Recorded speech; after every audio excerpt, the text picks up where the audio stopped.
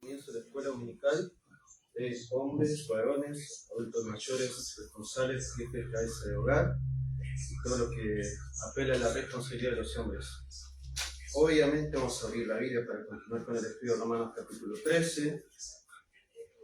Sigamos cortando y sentándonos, nos lleva un montón para allá, el rinconcito del fondo.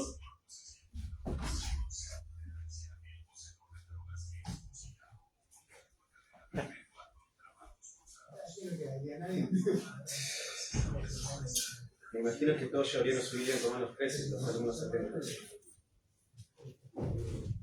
Bien, obviamente para traer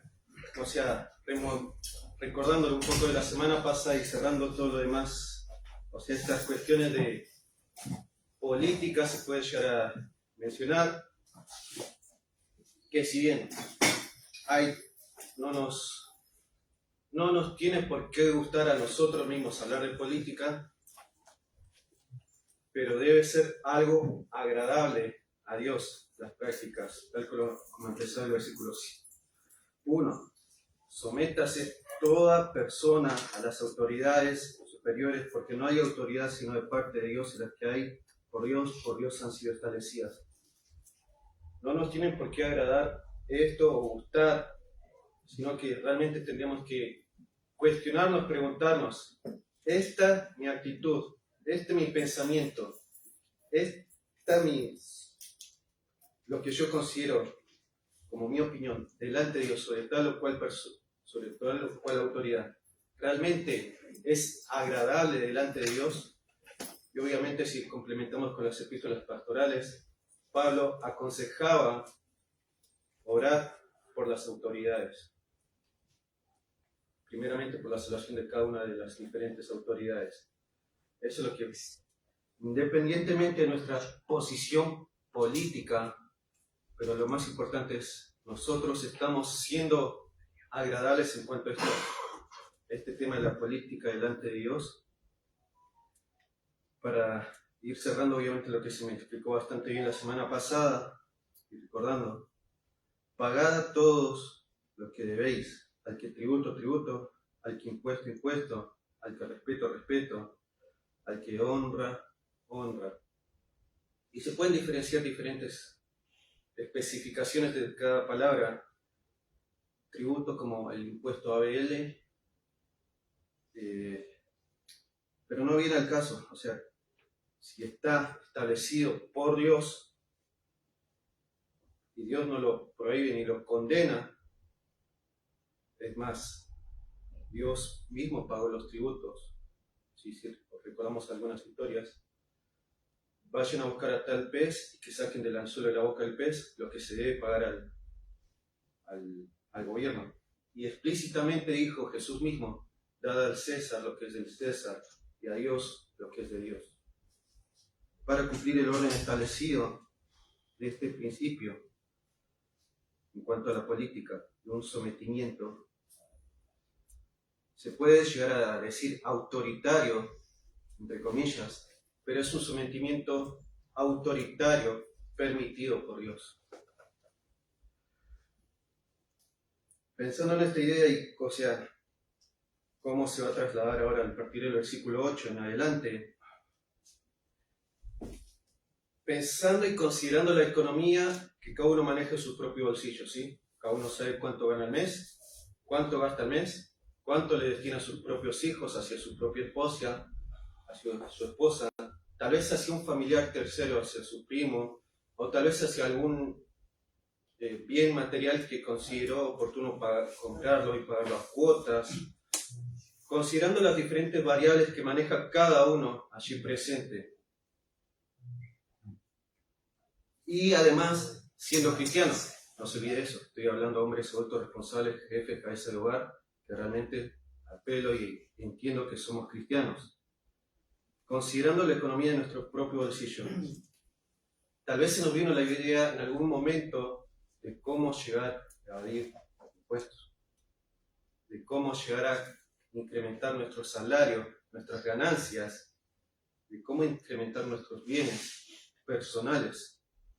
No respondan porque eso después cada uno va a rendir cuentas delante de Dios por su vida presente. Y si se nos vino dicha idea, y estoy preguntando si nos vino a todos los presentes, si la respuesta a un sí es un sí, deberíamos desechar ese tipo de ideas. Ahora, ¿por qué? Porque no es saludable delante de Dios.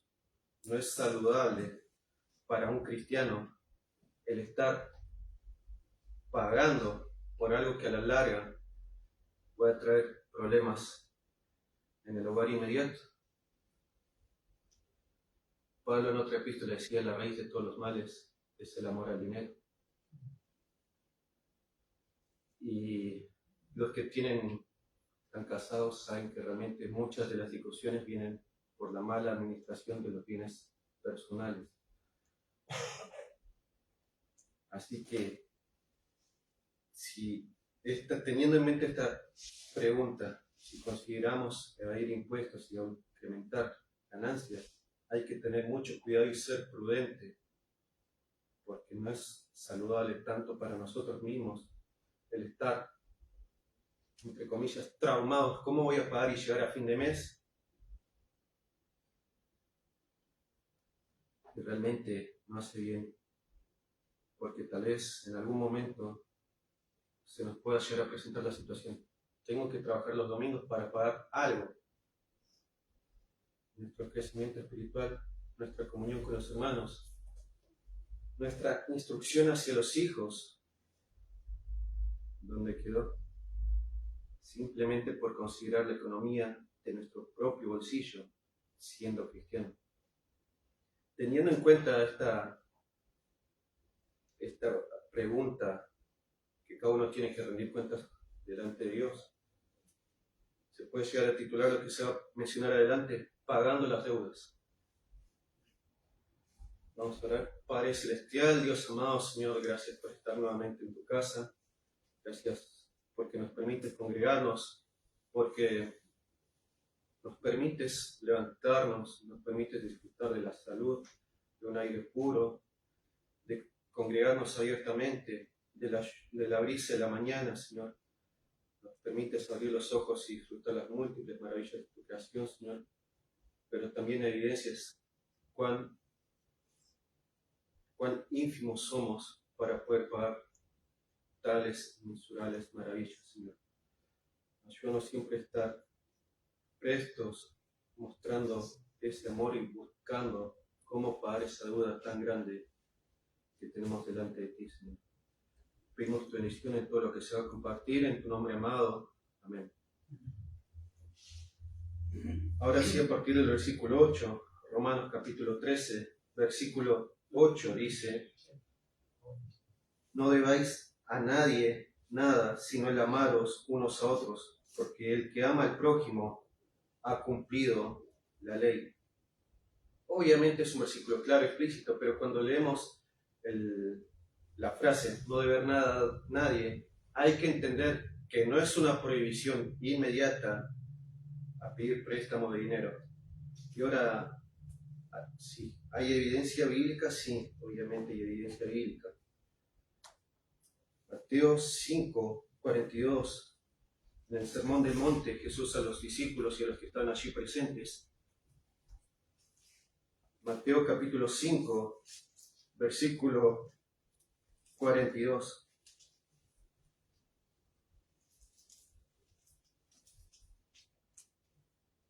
Mateo 5:42 dice: al que te pida, dale, y al que quiera tomar de ti prestado, no se lo rehuses.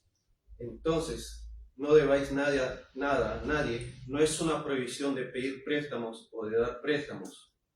No es una prohibición. Jesús mismo lo está enseñando. ¿Cuál es el problema entonces? O sea, la raíz de todos los males es el amor al dinero, recordando eso. Pero, por ejemplo, todas las obligaciones financieras deben pagarse en los términos acordados. Y si no es posible pagarlo en los términos acordados, ¿por qué es que uno pidió préstamo? Se supone que somos buenos administradores, tal como lo expresa 1 Corintios 4:2. El cristiano debe saber pagar la deuda a tiempo o no hacerlo directamente. Si sabe que puede pagar por dicho bien o inmueble o todo lo demás en tiempo y forma, y dar una buena representación de Cristo, entonces adelante. Pero si es negligente, si recibe el llamado, tenés una deuda, no está en casa, no, más tarde, ni atiende el teléfono, no está dando una buena representación de Cristo y mancha todo su propio testimonio y el de la iglesia.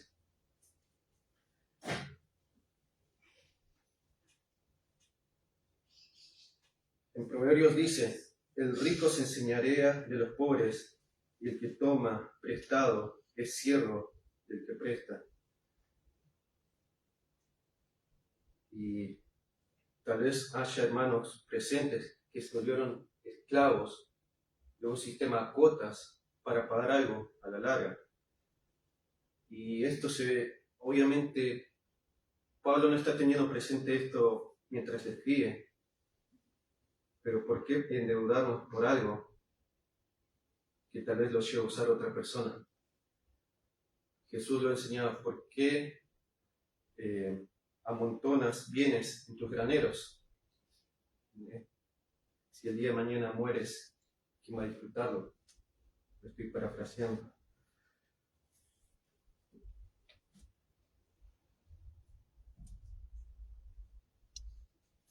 En Lucas capítulo 14, versículo 28.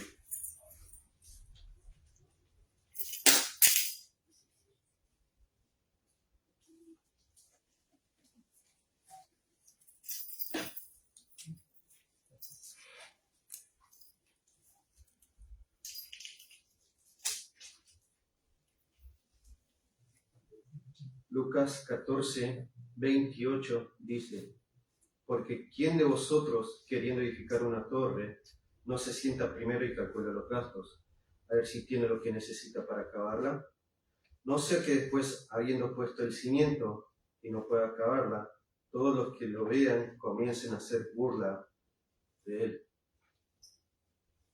El principio que expresa Pablo allí en Romanos 13 es, no debáis nadie a nadie, nada a nadie.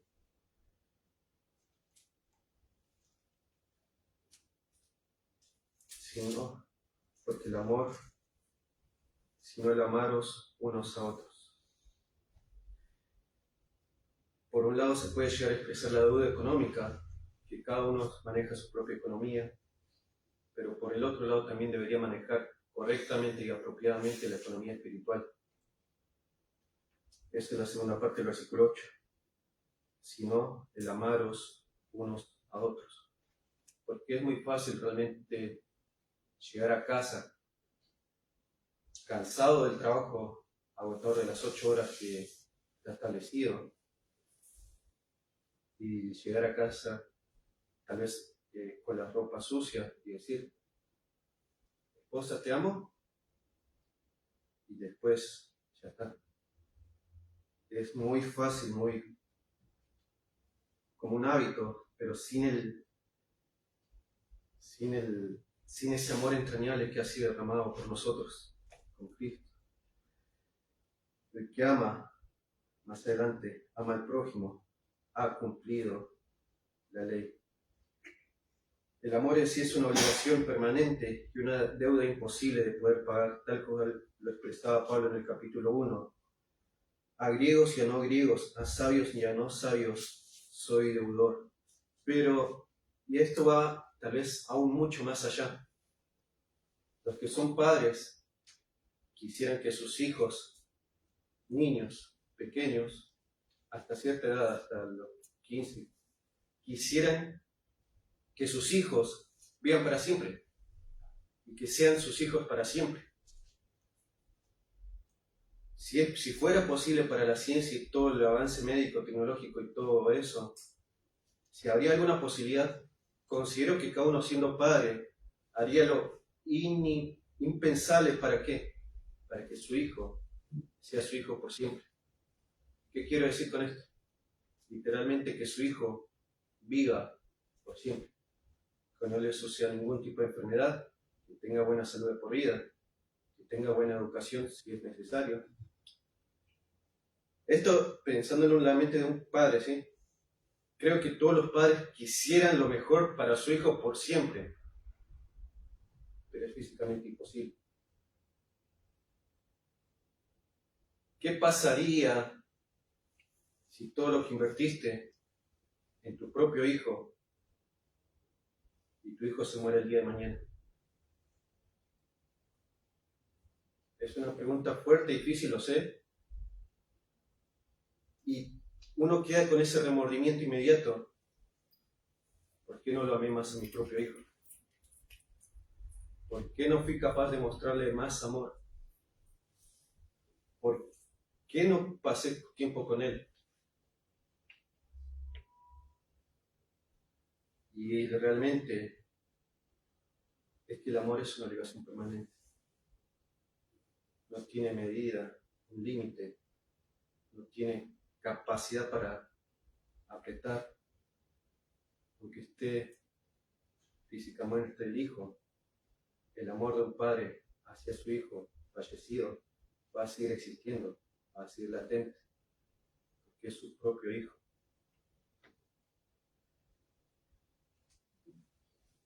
El que ama al prójimo ha cumplido la ley. Y esto es básicamente lo que Jesús enseñaba, el gran mandamiento. Amarás al Señor tu Dios con todo tu corazón, con toda tu mente y con todas tus fuerzas. Y el segundo es semejante, amarás a tu prójimo como a ti mismo. Porque de estos dos depende toda la ley y los profetas. Allí en Mateo capítulo 22, 36.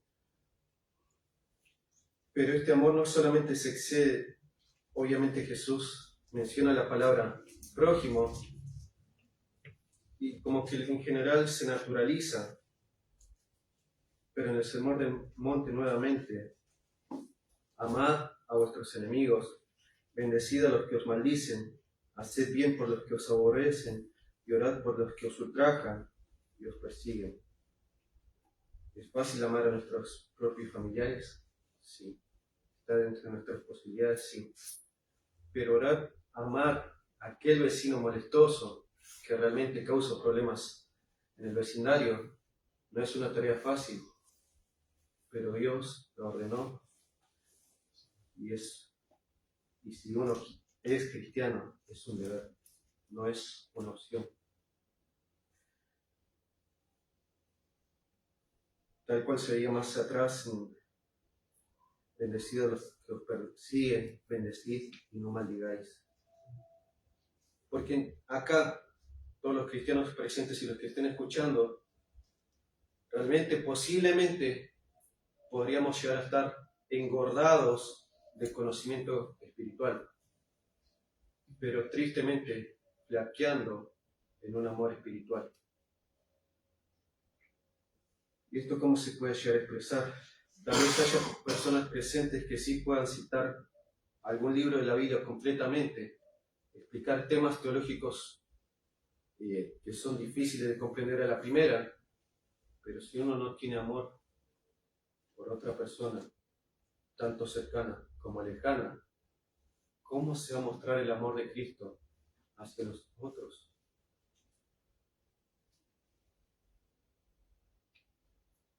Y el que ama al prójimo ha cumplido la ley.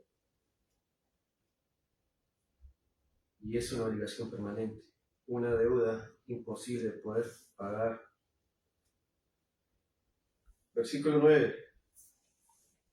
Porque escrito está: no adulterarás, no matarás, no hurtarás, no dirás falso testimonio, no codiciarás, y cualquier otro mandamiento en esta sentencia se resume: amarás a tu prójimo como ¿quién?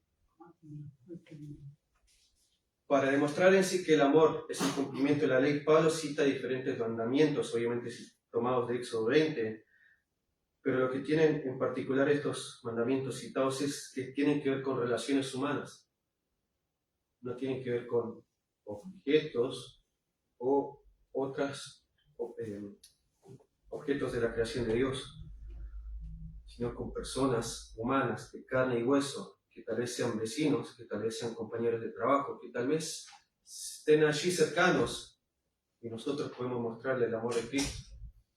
Así como queremos que ellos nos traten a nosotros, nosotros también deberíamos tratarlos de la misma forma, con el amor de Cristo. Y obviamente lo vuelvo a conectar con el gran mandamiento de Mateo 22:36, amarás al Señor tu Dios y amarás a tu prójimo. Y si es en que verdad amamos a nuestros prójimos, haremos lo mejor para ellos. Tal vez un hermano, una persona ajena al cristianismo, se llegó a endeudar por difícil situación que está pasando. Ahí está la oportunidad tal vez de que un creyente pueda mostrarle el amor de Cristo y solventar parte o la totalidad de sus pagos, porque Cristo pudo pagar aún más, y si Cristo pudo pagar aún más, yo también puedo mostrar aún más de mi amor inmediato hacia esa persona que no conoce a Cristo tal vez. Si en verdad amamos a nuestros prójimos, haremos lo mejor para ellos, lo mejor que esté a nuestro alcance, obviamente. Tenemos que ser crueles, no podemos amar a nuestros prójimos y descuidar nuestro propio hogar. También eso es importante. Versículo 10. El amor no hace mal al prójimo, así que el cumplimiento de la ley es el amor. Obviamente, si tratamos con el mismo cuidado a nuestro cuerpo inmediato, supongo que también siendo cristianos lo haremos con otra persona. Entre comillas, no le pondremos las mismas trabas que nos causaron dolor y sufrimiento a nosotros en algún momento pasado. Para reforzar esto, en Mateo 7, nuevamente en el Sermón del Monte, Mateo capítulo 7, versículo 12. Mateo capítulo 7, versículo 12 dice: así que todas las cosas que queráis que los hombres hagan con vosotros, así también haced vosotros con ellos, porque esto es la ley y los profetas. Amén. También en Santiago capítulo 2, versículo 8. Santiago capítulo 2, versículo 8, dice: si en verdad cumplís la ley real, conforme a las Escrituras, amarás a tu prójimo como a ti mismo, bien hacéis. Pero si hacéis acepción de personas, cometéis pecado y quedáis convictos por la ley como transgresores. Y si nos recordamos, ahora esto viene a la mente, cuando le derraman el aceite una mujer ramera a Jesús mismo, ungiéndole los pies, lavándole los pies y enjuagándolos con sus propios cabellos, dicha mujer, algunas personas dijeron en ese momento: ¿no era mejor dar este perfume a los pobres? Jesús le dijo: sí, es cierto, a los pobres siempre los tenéis.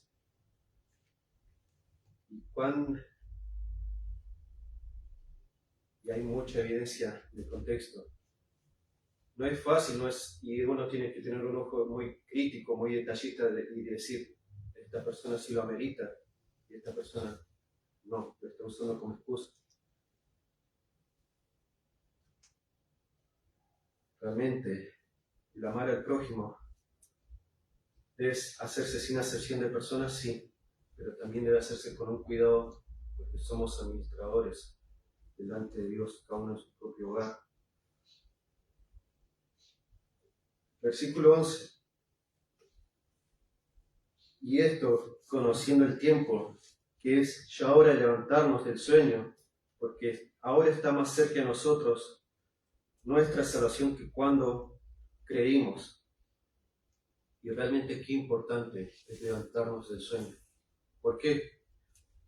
Porque en sí podemos hacer muchas cosas cristianas, pero aún así estar dormidos delante de Él. En Mateo 25 Jesús mencionaba oír rumores de guerra, de desastres naturales y todo lo demás, pero realmente ese es el comienzo del fin, menciona allí en Mateo 25. En un momento, en un abrir de ojos, vendrá el Señor como ladrón en la noche. Y quiero que nos encuentre a cada uno de nosotros haciendo la voluntad de Dios.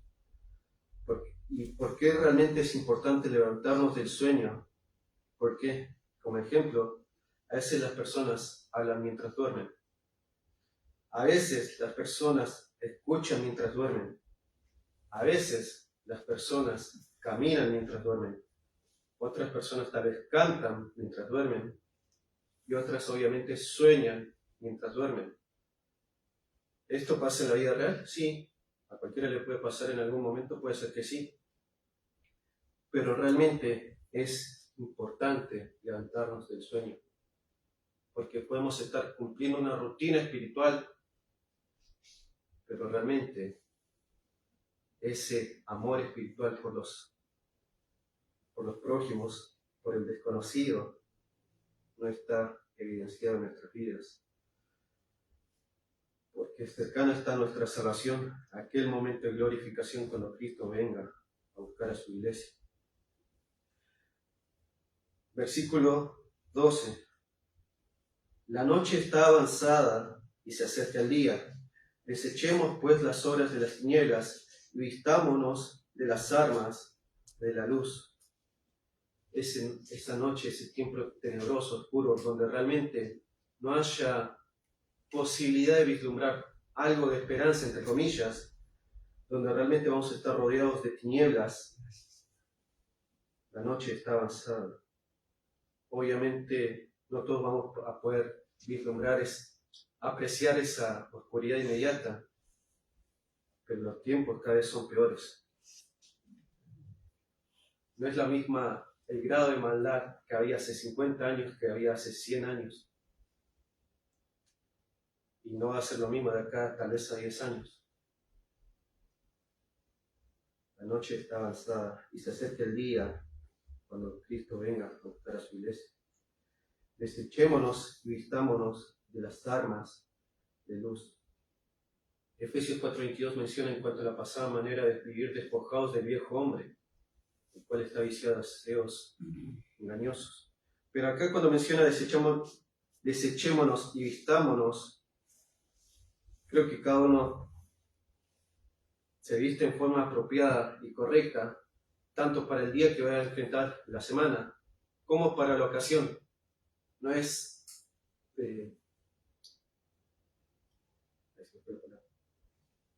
decoroso que si uno asiste a una boda, vaya en ropa de gimnasio. No es decoroso a su vez que si uno tiene que ir hacia la oficina, vaya en short y ojotas. Y ahora, entre comillas, en paréntesis, creo que cada uno de los que están casados obviamente, no creo que hayan ido a la primera cita. Puede ser que sí, bueno, queda como anécdota, pero no creo que hayan ido todos enchivados, todos sucios, todos con los trapos sucios. En la primera cita, no creo que haya sido así. Y creo que hubieran procurado ir vistiéndose más adecuadamente y apropiadamente en las diferentes citas a futuro. ¿No debería eso pasar también acá dentro de la iglesia?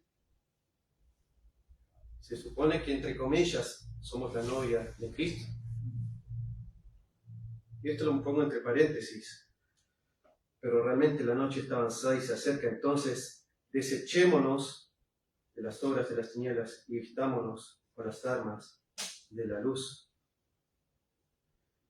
Obviamente, para apropiarnos de las armas de la luz se puede mencionar en Efesios 6:11-17 toda la armadura de Dios y todas estas armas, este equipamiento que es necesario para el cristiano para enfrentar tanto la lucha, mejor dicho, sí, para enfrentar la lucha espiritual, las huestes de tinieblas que están alrededor, que es un poco imperceptible para el ojo natural, pero realmente vestirnos de arma de luz es un ejercicio de por vida. No podemos decir, hoy es lunes, hoy no me preparo para la milicia espiritual. ¿Por qué? Porque el león rugiente está durmiendo. Realmente Satanás anda tal como le expresa en 1 Pedro, anda como león rugiente buscando a quien devorar. Y como se menciona la frase popular, bien sea el diablo más por viejo que por diablo mismo. Versículo 13. Andemos como de día, honestamente, no en glotonerías y borracheras, no en lujurias y lascivias, no en contiendas y envidias. Glotonerías, un apetito desmedido; borracheras, una persona ebria y que no se puede controlar sobre sí misma. Estos dos pares, este primer par menciona una falta de templanza, de control, de dominio propio, pero en sí evidenciando un pecado público. A un borracho es difícil que lo veamos en su casa. Siempre está caminando, tambaleando. Tampoco en lujurias y lascivias, que es la lujuria, práctica del pecado con orgullo, esas fiestas exuberantes que obviamente cuando Pablo lo escribe era algo más privado y solo para la gente rica en esos tiempos. De igual forma se sigue transmitiendo eso, pero no es algo que toda la gente pueda llegar a asistir a esa lujuria. La lascivia es ese deseo de una cama prohibida, obviamente apelando a la impureza moral, pero esos pecados no son tan abiertos como eran en esos tiempos. Esos pecados que se practican por lo general en una casa cerrada. Tampoco en contiendas y envidias, lo que genera discordia, esos pecados personales y sociales. Y eso obviamente cada uno lo va manejando con su carácter, el último par, pero realmente Pablo está apelando acá como de día, honestamente. Si tu vida evidencia luz de día, que también la evidencia de noche. No deberíamos andar jamás por estos tipos de pecados, ni abiertamente, ni puertas para adentro. Sino tal como cierra el versículo 14, sino vestidos del Señor Jesucristo, y no proveáis para los deseos de la carne. Esta santificación progresiva que es dada a cada creyente, pero que debería ejercitarse y alimentarse, este amor por los prójimos, tanto en el pensamiento, en la conducta y en diferentes cualidades que cada uno tenga. No proveer para los deseos de la carne, porque los deseos básicamente responden al ego mismo. Ese deseo, no proveeréis para los deseos de la carne. Si mi carne quiere esto, lo tengo que satisfacer. Si yo quiero esto, lo tengo que satisfacer. ¿Y es una lucha constante y diaria? Sí. Pero para poder pagar todas las deudas a todas las personas y realmente mostrar ese amor de Cristo a todas las personas, obviamente tal cual lo expresa atrás, cada día muero yo y debe habitar Cristo a diario. El amor no hace mal al prójimo, así que el cumplimiento de la ley es el amor. Nuevamente volviendo a la pregunta inicial, considerando la economía de nuestro propio bolsillo, se nos vino tal vez la idea en algún momento de de evadir impuestos y aumentar nuestra riqueza. Si la respuesta es sí, deberíamos desechar ese tipo de ideas. ¿Por qué? Porque por un lado no es saludable, mencionábamos, pero también porque podemos mostrar el amor a otros y cumplir la ley, porque no debemos andar en tinieblas practicando ciertas actividades no prudentes, porque está cercana nuestra salvación, nuestra glorificación, porque debemos vestirnos del Señor Jesucristo a diario, no solamente entre comillas para los domingos, sino para toda la vida. Ahora vamos a cerrar ¿Hay algún versículo que quedó no tan claro? El principio está, o sea, no deber nada a nadie, porque al que ama al prójimo ha cumplido la ley. Si quedó claro, vamos a cerrar la transmisión y después vamos a hacer una breve ilustración. Bueno, oramos para cerrar. Padre Celestial, Dios amado, Señor, gracias por estar nuevamente en tu iglesia. Gracias porque nos permites congregarnos y gracias porque nos permites seguir alimentándonos y estimulándonos los unos a los otros en buenas obras, Señor. Pedimos tu bendición tanto por los hermanos presentes, los que hayan escuchado, y que realmente podamos amarnos los unos a los otros, Señor, porque esto realmente es agradable delante de ti, Señor. Pedimos tu bendición en todo, en tu nombre amado. Amén. Ahora sí cerramos la transmisión y